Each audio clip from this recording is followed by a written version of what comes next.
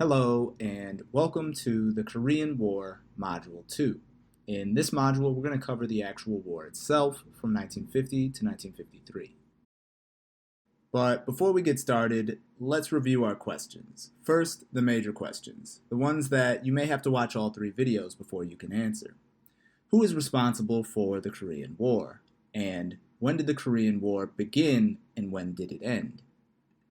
Now for our module questions, the questions that you can probably answer by the time you finish this video. The first one is, what was North Korea's, Russia's, and China's objective in fighting the Korean War? The second question is, what was South Korea's, the United States, and the UN's objective in fighting the Korean War? And finally, what did each side gain from fighting the war? And the theme for Module 2 of the Korean War is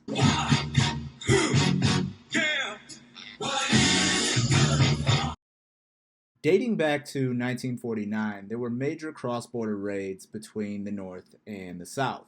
Guerrilla fighting had been taking place on both sides of the border for more than 9 months before the start of the war.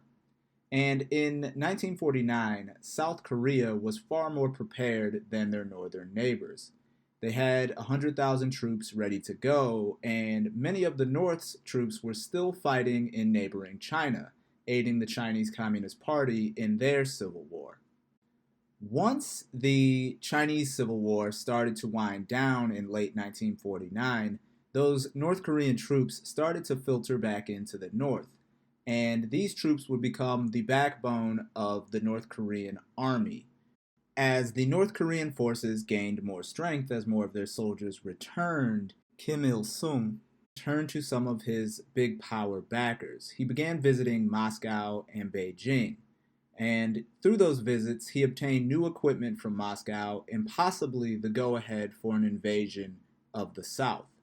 Ri, on the other hand, the leader of South Korea, met with his American advisors, and they continued to advise him not to go ahead with any invasion of the North.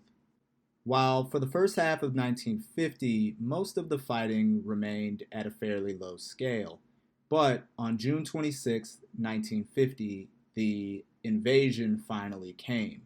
At 4 a.m., North Korean artillery units began opening fire on Ongjin in the south.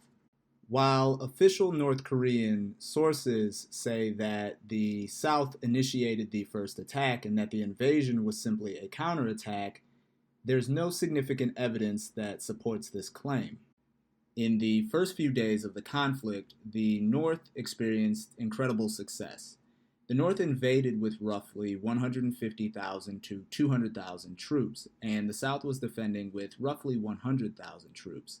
But within the first week, the South had lost nearly 80% of its troop strength, bringing its numbers down to about 20,000 defenders, and the South capital of Seoul was taken within the week. One key component in the North's success was that North Korean troops had received more military aid than the United States had given the South. Many people in the United States were weary of arming the South with important weapons like tanks because they feared that they might launch a preemptive attack into the North. Armed with superior numbers and better equipment, the North Korean troops were able to force the South Korean defenders and their American allies into the small southeast corner of the Korean peninsula known as Pusan. That's the green bit of territory if you look at the map on the far right. In just a few short weeks, the North had quickly marched down the Korean peninsula, and by the end of August 1950, the South's defenses were in dire straits. Having now gained large swaths of South Korean territory, the North began instituting the same policies that they had used in the North. So one big change was the new institution of forced land redistribution in the South. But the fortunes of war shifted rather quickly in the Korean War. President Truman calls for a U.S. intervention in Korea, something that he termed a police action. By not openly declaring war and terming this a police action, he didn't have to go through Congress and no official declaration of war was needed. The United Nations also chose to get involved. On June 26, 1950, the United Nations Commission on Korea passed its first assessment of the Korean conflict. In it, they determined that the North had carried out a well planned, concerted, and full scale invasion of the South, and that South Korean forces were deployed in a wholly defensive basis in all sectors. And as a result, the United Nations agreed to, in addition to U.S. troops, add 12,000 British soldiers, 8,500 Canadian soldiers, 5,000 Turkish soldiers, 5,000 Filipino soldiers, and 1,000 soldiers from 11 other nations. The production of the United Nations report was submitted largely unopposed, in large part because Russia, a North Korean ally, was not there to veto the production of the report. They were still boycotting the United Nations because the international body had not admitted the People's Republic of China. But on September 15, 1950, 80,000 U.S. Marines landed at Incheon, which is near the 38th parallel, many miles behind the front line. And in doing so, the Marine forces forced a rapid North Korean retreat. They were now rolling back the advances that the North Korean soldiers had taken in the first months of the war. Additional reinforcements arriving around Busan quickly pushed back the North Korean forces. And with stunning success, the US and UN forces were able to push the North Korean troops back across the 38th parallel. The initial plan had been to stop there, but given their success, they now began to push past the 38th parallel, not willing to just contain communism, but to roll it back entirely. Looking at the map on the far right, you can see that by the end of 1950, the UN advance had captured almost all of North Korea's territory, stopping only at the Yalu River, the border between North Korea and the People's Republic of China.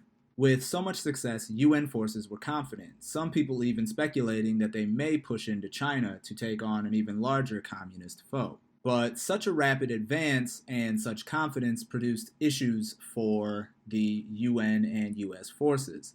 By moving so quickly across Korea, in many ways, the armed forces of the UN and the United States were overextended.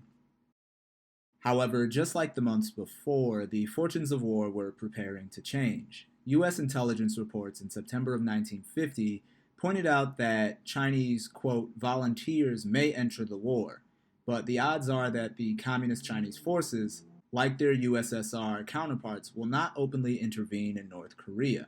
Going counter to those points, the Indian ambassador to the PRC warned the United States that China's entry was imminent. And in November of 1950, Chinese forces, led by Peng Dehuai, entered the fray.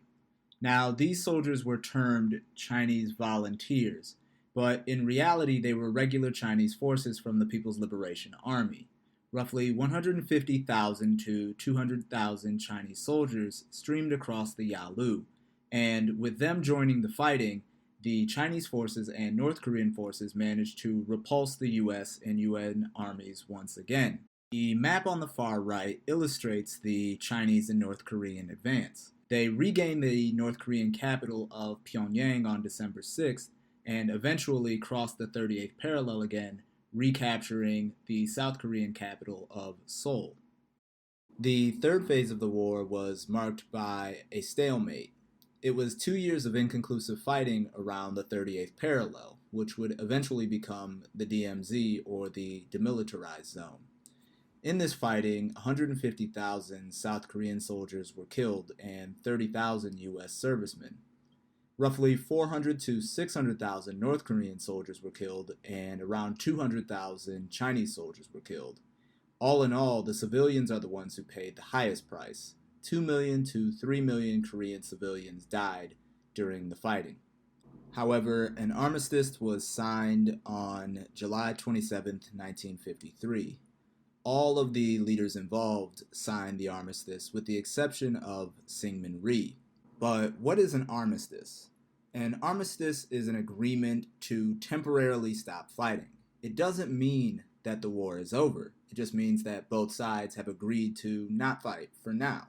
The armistice that was signed on July 27, 1953, established many of the distinctive features of the relationship between North and South Korea that we see today.